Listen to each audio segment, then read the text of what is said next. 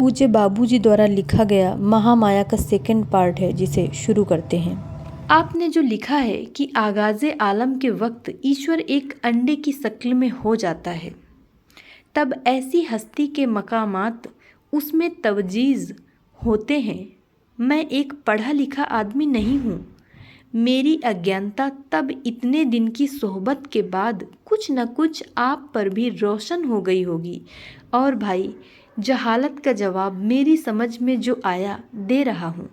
अंडाकार मुमकिन है।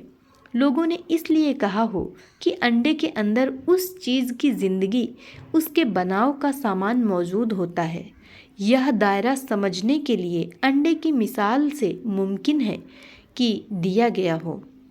यह चीज़ जिसको आम तौर पर अंडाकार समझ रहे हैं, वह पहले झटके के बहुत बाद की मालूम होती है। समझने के लिए यह कह लिया जावे कि जहाँ पर इस झटके की सीधी रेखा, जिसके शुरू में एक गुच्छा सा था, करीब करीब अपनी पूरी ताकत दूरी को पार करने में कम कर चुकी थी, उसके बाद जब वह चीज़ गिरने पर आमादा हुई तो उसने कुदरतन ताकत कम होने की वजह से एक दायरा बना दिया, जैसे वाटरफॉल यानी झरने की हालत होती है। और उसी दायरे में जो अंडे की शक्ल कही जा सकती है, कुल ब्रह्मांड का नक्शा शामिल था। या यूं कहिए कि ब्रह्मांड का यह पहला गिलाफ था जिसके गर्भ में वह ताकतें छिपी हुई थी जो पैदाइशे आलम के लिए अपने साथ लाई थी। यह तो अंडे की शक्ल का मेरा जवाब था। अब और सुनिए। वहाँ जीवन बनने से पहले उनके सामान मुहैया हो गए, मगर सामान मुहैया होने से पहले हस्तियाँ नहीं थी।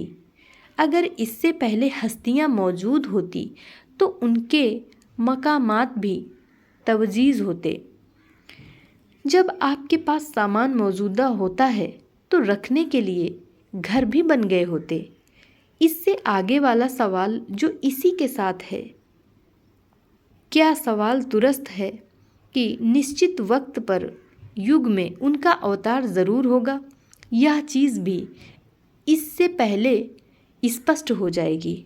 आपने यह भी इस छोटे व्यक्ति से बात दरियाफ्त की है। भंडार जहाँ से हम लोगों को फैज़ मिलता है, वह बुनियाद में है या कहीं और? इसके जवाब में मैं बहुत फ़िलॉसफ़ी बघारूँगा, थोड़ा सा लिखे देता हूँ। आप हमें यह बता दीजिए कि जिस हवा से आप सांस लेते हैं, वह हवा किस तह में है? मैं समझता हूँ कि आप नहीं बता सकते, मगर यह सवाल जो आपने किया है, अगर इसका वजह तौर पर स्पष्ट रूप से जवाब दिया जावे तो सहज मार्ग की जितनी फ़िलॉसफ़ी है, मेरी समझ में अगर कुछ लिखी जावे तो यह जवाब साफ होगा। छोटा सा जवाब, अगर आप चाहें तो भक्ति के रूप में, बस इतना काफ़ी है। शिमला बर अंदाज़े अलम झंडे के अनुसार कपड़ा जैसा सवाल था, उसी लिहाज से जवाब है। मैंने ऊपर जो कुछ लिखाया है, यह सब मैंने देख कर लिखाया है। इसकी सच्चाई उस वक्त मालूम हो सकती है जबकि पढ़ने वाला भी उसको देखता जावे और समझता जावे।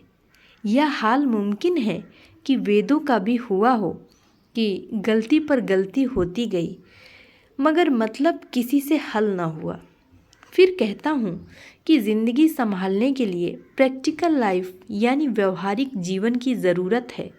ख्याल में व्याख्यान होते ही रहे, वक्ता बकते ही रहे, मगर गुत्थियाँ अब तक बाकी रह गई। वजह यह है कि लोगों न पढ़ा कर दूसरों की गुत्थियाँ साफ करना चाहिए। यह गुत्थियाँ उस वक्त सुलझ सकती हैं जबकि इंसान अपनी गुत्थी खुद सुलझा ले, और कोई नुस्खा इसके लिए मेरी समझ में नहीं आता। धन्यवाद।